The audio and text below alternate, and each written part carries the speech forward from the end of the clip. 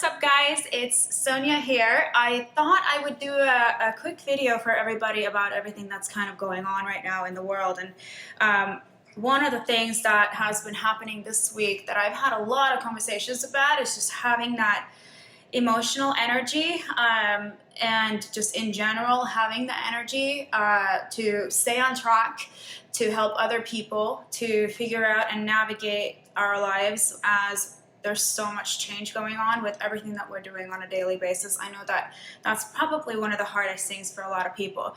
So I wanted to give you guys some concrete things to do, especially if you're working in the world of real estate, of course, but 20 concrete steps that you can take immediately to make sure that you're bulletproofing your business and that you have that energy to keep going when you need it. Because if you don't have the energy, you won't have anything to give. You can't give what you don't have.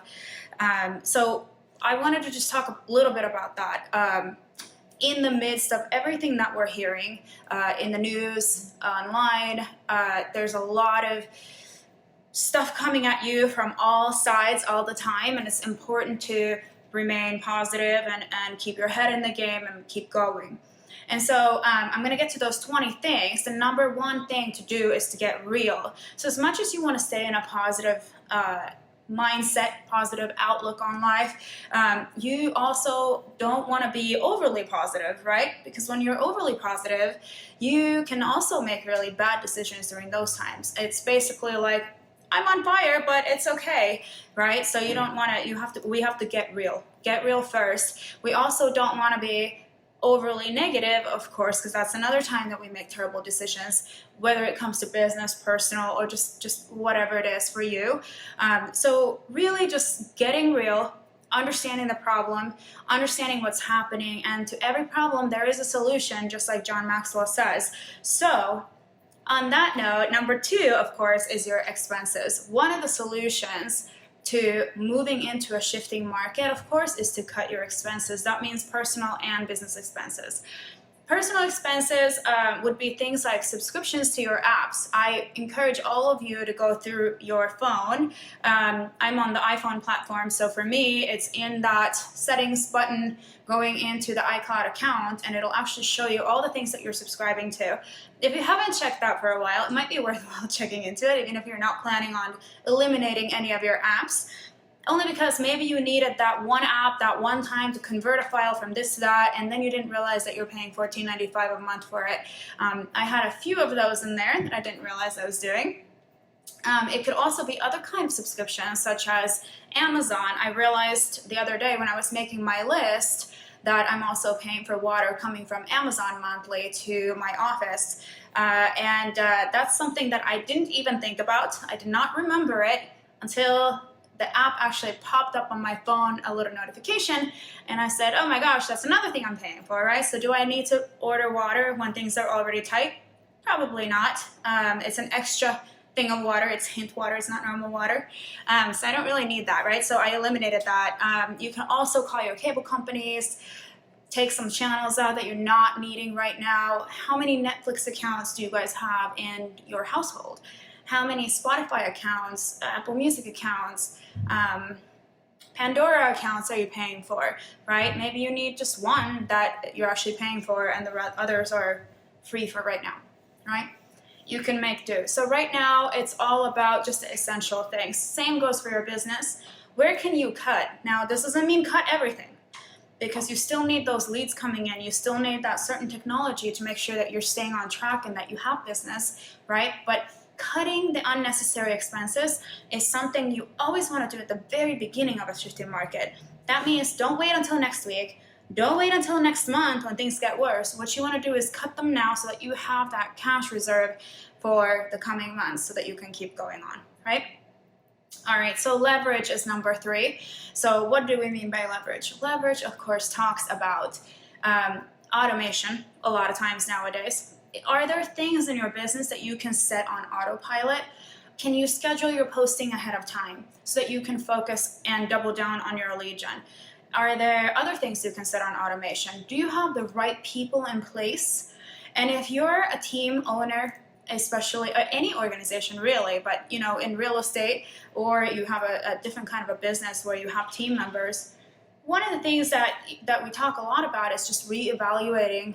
Instead of just letting people go, maybe you do a 30, 60, 90 on them and get uber clear on what needs to happen in that 30 days from that one employee for you to be okay with keeping them on board. That's option number one for that category. The other thing would be, see if there's a different pay structure that might work where you can structure it differently and still keep the person on board.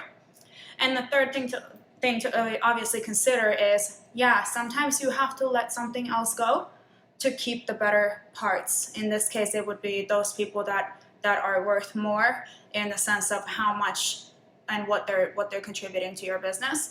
And so those are just a few tips on leverage. But I would say a lot of us right now, we're just, if you're a solo agent, you're a solo entrepreneur, and whatever you're doing, you know, what are some of the things that you can leverage? And most of that is going to be something with technology. For instance, these Zoom calls or videos, right? All right, and then of course, number 4, you heard me say it already, but it is double down on that lead generation. So right now, we know that what we're doing right now is going to affect our business in about 90 days, right? 2 to 3 months is when you're going to see the fruit of what you're doing right now. So are you going to be one of those people that in 2 or 3 months, when this thing blows over, you're going to start from scratch?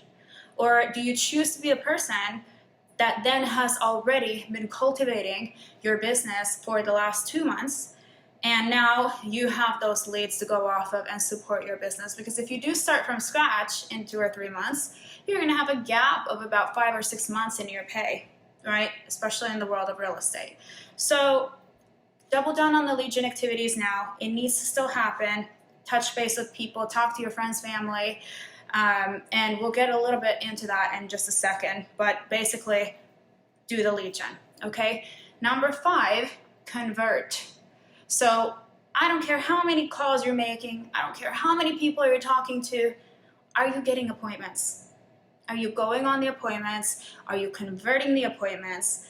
What are we dealing with here, right? You just doing busy work and just trying to talk to a lot of people, that's not really a result, right? However many people you end up talking to, that is not a result. The result is, were you able to have a meaningful conversation with them face to face?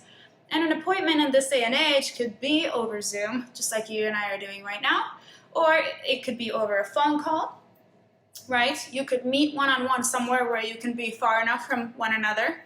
But you know, most likely it's going to be over Zoom or FaceTime or something like that. So pay attention. Are you actually converting, or are you just doing the busy work of making yourself feel like you're lead generating, right? So the conversion is a really important thing. Okay, number 6, catch people in your web. What does that mean? For me, it personally means that I'm staying visible, right? And that people are seeing me and remembering what I do. And that's kind of the goal here. How are you making sure that everybody is seeing what you're up to? Is there a platform that you like? It does not have to be the same platform as everybody else's. Where do you have your people? How do you keep their eyes on you? And how do you make sure you're catching all those folks in your web? It doesn't mean that these are buyers, sellers, potential clients, whatever business you're in. It's just that since our job is to actually just be there right at the right time when people start to make decisions to purchase or sell, that's our only job, is to know when that happens, right? And we can't always know when that happens, then our job is to stay as memorable and as visible as we possibly can to make sure that those people call us at that time, right? So catching people in your web is number 6. Number 7, price ahead of the market. So which way is the market going? It's going down, right? So we're going in a shifting market downwards. So now if you're putting a home on a market and you start here, but the home doesn't actually hit the market until a few months later, and then the people start looking at it, and now you're actually down here, where should you be pricing the home at? When you know that the days on the market is so long, you should be pricing ahead of the market to ensure that you're actually getting this home sold. This is also for all of you out there who are thinking about selling. This does not mean that your realtor is going to cut the amount of money that you could potentially be making. believe me, you're in no danger of accidentally pricing your property too low. What happens if it's priced too low? You would have a bidding war, right? Here's the deal. The worst case scenario is pricing it too high, where now the home sits, and now when you come to your realtor and you say, hey, let's take it down just a little bit just to see now I've been on the market for a few weeks, nothing happened. Great, you take it down, but now the market has shifted again.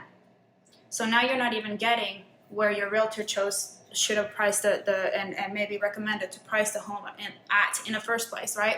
So just get real with this stuff, right? And it does not mean you're not going to get market value. If you price this thing for $1, you're going to have a bidding war, right?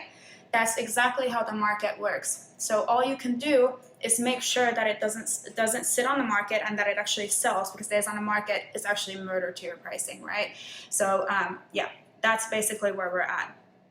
All right, and then, number 8, for the real estate side, you got to stand out from your competition. What are you doing that you have an advantage with that is making you stand out from your competition, right? So some of the things that we know that make a big difference in a shifting market, especially in selling homes, are you're already getting a fewer pair of eyes looking at the property. So what would compel someone to call you about that property, or to actually think, oh, that really might be a property that I might want to live in, even though I haven't really thought about moving yet, so to speak? It's staging. In a shifting market, staging means a lot, because now, especially in our market right now, when you can't even go see the home, right? You're gonna want to stage that property and make sure that the sellers know that that's a really important step right now. Same goes for getting amazing photos taken, right? Because the photography is going to be the first thing. You know it, I know it. When we browse on our phone, and 75% of people are now on their phone, so you browse and you look and you go, nope, nope, nope, right? It's the photos that make us go yes or no. So staging photos, fix that property if you need to fix a little something there. I am not ever an advocate for doing renovations, staging, ever, because most of the time, that time you lose doing that, it may or may not come back to you in terms of the money in the market. So usually I say, let's get this thing on the market. There is a price that someone will pay for that, and now you don't have to go through the headache of doing all those things. However, it's a little bit different in a shifting market, right? People are already on edge. They might need to have a place, like, if I'm gonna do this, I want it to be worth my time, my money, and so therefore I really want everything to be fixed and ready to go when I get in, right? Pack your stuff up. And curb appeal is also important in a shifting market. So that initial impression of that home matters a lot to people as well. Okay, so that was number 8. So number 9 that you need to do immediately to bulletproof your business this year in the midst of, the coronavirus especially, is also urgency. So when it comes to urgency, this does not mean that you're making somebody buy or sell something. Of course not. You're never going to make somebody buy or sell if they don't want to. Your only job is to be there at the right time and make sure that they think of you during that time. But in times like these, urgency can be tough because there's a lot of buyer reluctancy, of course. Buyers are out there, and even though they can get a great deal right now on mortgages, there's reluctancy. They don't know what's happening. Maybe they don't know if they can keep their job and therefore pay the new mortgage that they're about to get into, right? Nobody wants to set themselves up for failure. So how do you overcome that? How do you overcome buyer reluctancy? You overcome that with education. You overcome that with care. Again, you're not trying to make somebody move if they don't want to move. You're there to take care of their biggest financial decision in their lives. And it's your job to teach people how to think in times like these. And it's your job to help them make great decisions. I think that's one of the things that as realtors, a lot of people don't really realize that's actually what we do all day long. We're not here to make you sell. We're here to help you make the great decision at the end of the day for yourself and your financial future well-being, right? So educating your clients and making sure that they know that you care about them, and that's what it's all about. All right, so number 10, okay, this is an interesting one. So in times of shifting markets, there's a few things that happen, right? Most of the time it has to do with everybody's personal finances and security. And so now the bank starts shifting a little bit, and they start looking at risk a little bit differently. Some of you might know that this was my job before I got into real estate. I did finance, and one of the things that's really interesting is that some creative options start to happen out there, right?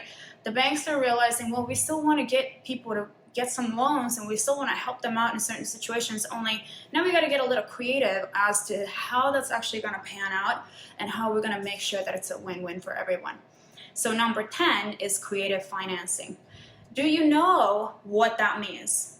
Have you talked to your mortgage brokers about what creative financing means to them and how they could possibly help you go around some of these objections that you're going to hear from your clients and actually help them get into to come out on top at the end of all of this, right? So that's the goal here. We're not trying to trap somebody into any kind of crazy payments. What we're wanting to do is making sure that they know all of their options, because maybe the traditional financing just isn't the option for them right now. So for instance, I'll give you an example. There are a lot of first-time buyer programs, assistance programs out there right now. So let's say your buyer is getting nervous because now they were originally going to buy because they had $50,000 in their bank account that they had been saving as a down payment for the home. And now with times being uncertain, they're going, well, maybe I don't want to spend it right now because I might need a cushion in case anything happens, right? So there's some assistance programs out there where they don't actually have to take out their money from the bank, or maybe they just take a tiny portion of it out and now they get that assistance from somewhere else. There's that. There's different types of programs out there. A really great one that we heard about recently was some kind of, well, it's basically bridge loans, which means that a bank will lend you 50 grand at basically no interest to fix your home before you get it on the market, and then you pay them back out of the closing. So there's so many options. If you're on that side of this world where you're looking to buy or sell, please talk to your realtor and ask them to talk to the lender about all those programs. There's so many different ones out there. So creative financing, keep that in the back of your mind. That is number 10. All right, so those 10 are like maybe the biggest ones. There's a few more. I'm just gonna breeze through these because a lot of these you'll probably know what they mean right away. So number 11, obviously, is knowing the market of the moment. So what does that mean for you? As a real estate professional, how will you ensure that you know the market right now and where we're moving towards, right? Do you know about how to deal with foreclosure sales? Do you know about REOs, right? Do you know about short sales? How do all those things work? What can you do today with all this time you have to learn about those things? Well, the great thing is that all of that information is right at our fingertips online. So please get in contact with people that do know about those things. Ask them how they survived the 2008 crisis and how they learned about REOs and how that supported their business throughout that time. So those people that know the market of the moment and know how to deal with it, they will often come out on top, right? All right. So number 12, you're going to want to bulletproof your transactions. Actually, this is right now information. This is the right now. So if you do have transactions that are in escrow, what are some of the things that you can do to actually bulletproof that transaction? Well, I'll tell you this. You got to get everybody on the same page, right? So in your transaction, you're going to have all these different people involved in it: your title, escrow, mortgage broker, home warranty, whatever you've got. Of course, you've got your buyers and sellers and the agents. And so how are we staying all on the same page? I'll tell you one of the things that one of our bigger teams are doing is they are doing a Zoom call every day with all those people on it to make sure that they're all moving forward together and not having any kind of weird loopholes that people are can potentially drop balls at, right? The other thing is closing now. So you got to do what you can to get this closing to happen now. The longer you wait, the more things can go wrong in that time, the more time there is for things to go wrong. Okay, so close it now if you can. What can you do to get it to close now instead of 2-3 weeks from now, right? And also reducing now. So when you're talking to your sellers, let's get this home closed. Let's make sure that they don't lose more money by reducing just a little to make sure that this all happens. Realtors sometimes pitch in on this a little bit. That's okay. Whatever you gotta do, okay? Not saying give up your commission. What I'm saying is make sure that you're doing the right thing for your client and that you're doing the right thing for yourself, so that you make sure that this transaction actually closes and everybody wins, right? Okay. Number 13, care calls. What's a care call? A care call is you calling your friends, family, acquaintances and talking to them about, are they okay? What is there is there anything you can do to help them right now? This is not a business call. This is not about asking for business. It's not about asking for referrals. It's not about any of that. It is a care call. And this is you building a relationship, because people don't forget how you made them feel in times of uncertainty. So make sure you're talking to your friends and family and making sure that care is actually coming across on that call. Okay, number 14, what you focus on expands. So what does that mean? It means if you're going to focus on everything negative, you're going to draw more negative things into your life. If you're focusing on all positive things, most likely those are the kinds of thoughts that you're actually having more often than not, right? One of the greatest examples of this, and this is not just, by the way, it's not just some myth or some nice saying, it's actually science, and I've talked about this before in terms of quantum leaps, right? So, you know, in our brains, there's these tiny little highways everywhere, right? Information highways. And the more some sort of a thought travels the same pathway, the bigger that pathway comes. So if you actually look at an MRI or some sort of a brain scan, you can see the little electric sparks happening there, right? And you'll see some of these little highways are thicker than the others. Well, they get thicker the more you have the same thought over and over again. So what kind of a self-talk are you having with yourself? What are you focusing on? Because it becomes that much easier when you focus on something amazing and everything good to come your way. Next thing you know, those thoughts are going to come to you a lot easier than the negative ones, right? So unfortunately, you know, a lot of us, we hear a lot more negative things every day. Even in the English language, there's more negative words, I believe, than positive words. So be intentional about the thoughts that you're having with yourself. Maybe that's through journaling, having positive self-talk, affirmations, reading, listening to motivational speakers, whatever it is. Keep, you know, what you focus on expands. So you're going to get exactly what's coming to you. All right.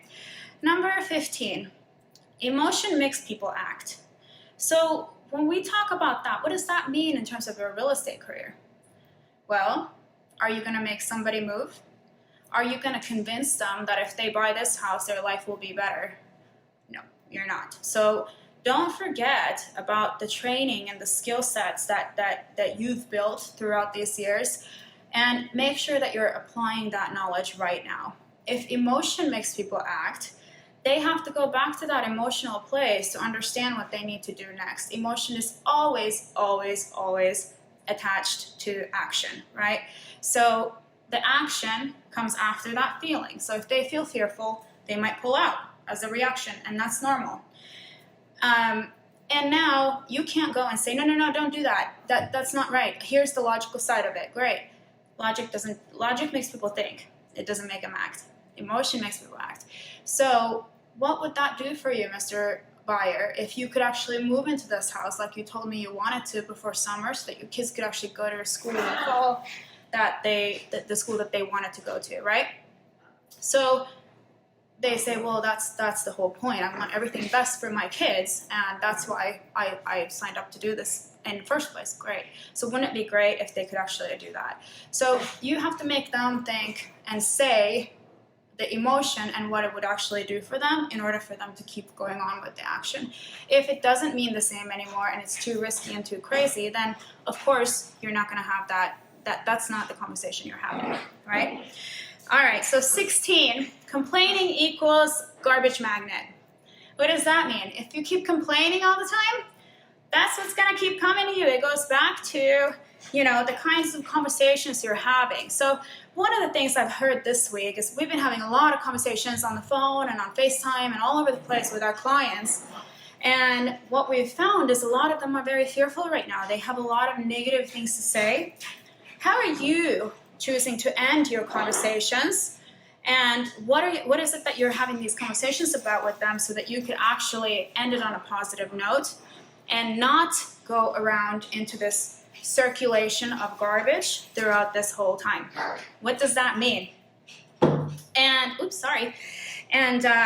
so that's number 16. Okay, now number 17, consider your personal bunker. You won't be around your regular environment where you normally do your work. So what have you done to build yourself a bunker in terms of your physical space and maybe even your emotional space, right? So your workspace. Do you have a place that you're going to sit at every day that you feel good at sitting at, and this is your workspace, and this is where you put your game face on, and you're able to do all the things that you need to do? Is there good lighting for videos? That's what you're going to be doing right now. Do you have all the tools available to you that you need, right? What kind of sounds are you hearing? If your puppy dog is playing on the squeaky ball like she is, are you prepared to deal with that? Maybe not, I don't know, but that's where we're at, right? So here's our new reality. And so what can you do about your physical space? That's an important thing. Number 18, time block. So just because now you don't have a schedule, you're not going into work, does that mean that you should not be using time blocking? No. You should time block more than ever. The thing about time blocking is when you actually put the items into your calendar that you need to get done, it takes the emotion and the guesswork out of all of it. Now you're able to simply just get onto your work day, and you have your recipe in front of you for the entire day. And now all you need to do is follow your calendar, right? Time blocking is super important. One of the things that I would say about these Zoom calls is when you do Zoom calls or when you do calls with people, get on that camera, because guess what? It's going to make you have to brush your hair and maybe put some makeup on and put some real clothes on instead of those pajamas. And what that does to the brain is it gives it that continuity, right? Where your brain is going, okay, I get it. I'm going to work. I have to be ready. I'm going to keep doing this stuff, versus just hopping on somewhere and not showing your face and you're halfway engaged with this stuff. So make sure you're 100% present in those things and keep that routine going. Get up, show up, and put on your lipstick, whatever that looks like for you. Okay, we're almost done. Number 19, who's the rabbit? Who's the person that you follow? Who's the person that motivates you to be better? Who is the mega agent in your office that you wish you could be like? Who is the most successful person there is that you would love to interview and be just like them? Who is the mentor for you? And I think that the reason I ask this question is there somebody in your organization right now that is that for you? Is somebody leading the way for you? Is someone helping you get through this? Is someone willing to share their 2 tidbits with you daily? What does that look like for you? I think a lot of people, they don't really have direction. And so with people, what happens is when they don't know what to do because they had to break away from their regular routine, now they just get paralyzed, right? So the statistic I heard today, specifically with real estate agents, is that 94% of us are doing nothing and 6% of us are showing up. And while those 94% could still be doing most of their daily activities, they're choosing to not do any of them, right? So how are you showing up? Are you showing up? This goes back to our Zoom call conversation. Are you there in body and mind, and also in your physical space, right? But who's the rabbit? How do you know that you're doing the right thing? Is there someone? Is it a coach? Is the people that work in your office? Who's showing you what to do? And so I think that that's an important question, because if you don't have someone like that, maybe this is the time to look at what's happening around you, and maybe you've hit your ceiling. Maybe you are the person who's that person. So now where do you go? Everybody has ceilings, and after ceilings come breakthroughs, but you can also just stay right there under that ceiling if you have nobody pushing you forward and you have nobody motivating you to get to the next level. So I would consider that in times like these, because those people that are the ones that are pushing you up and they're doing these activities themselves, they're most likely going to be fine during and after the shift. So just food for thought, okay?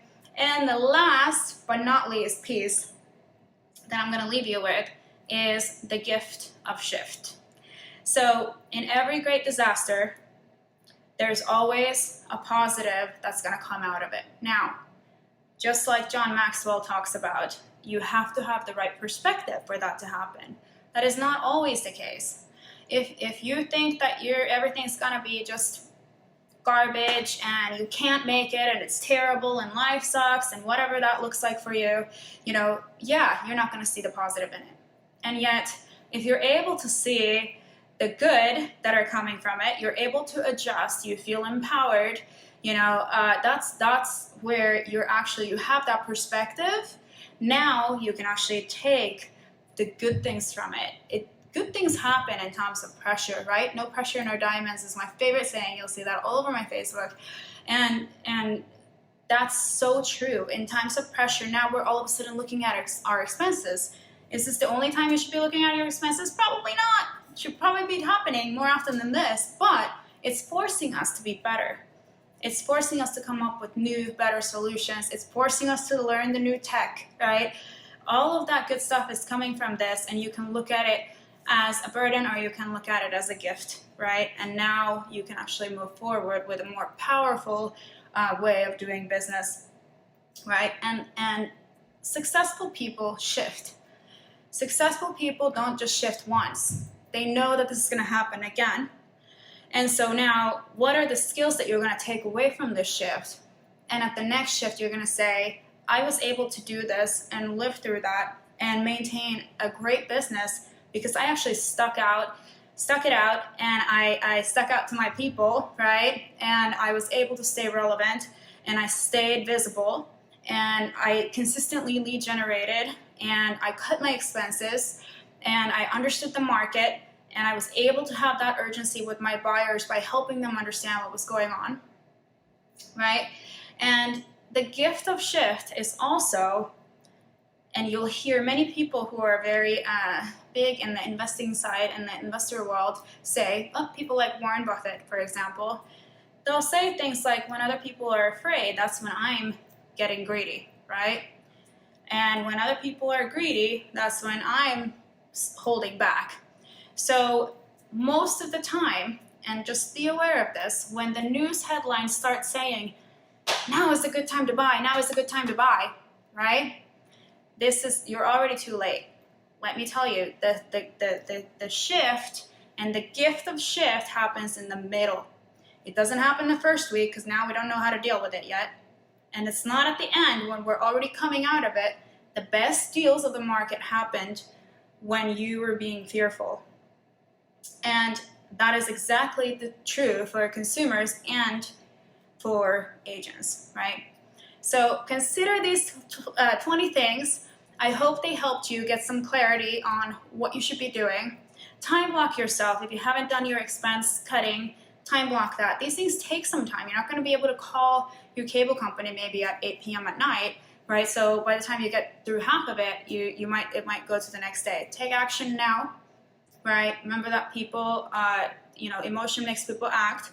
People are emotional right now. It's your job to be that reliable force in their lives and realistic force in their lives. Cut out that noise for them and help them understand what's actually happening so that they can make the best decision for their family right now. And I promise you, that is something that's going to come back to you tenfold, right? Stay in gratitude, and I will see you soon. Thanks for sticking out with me and watching. Bye.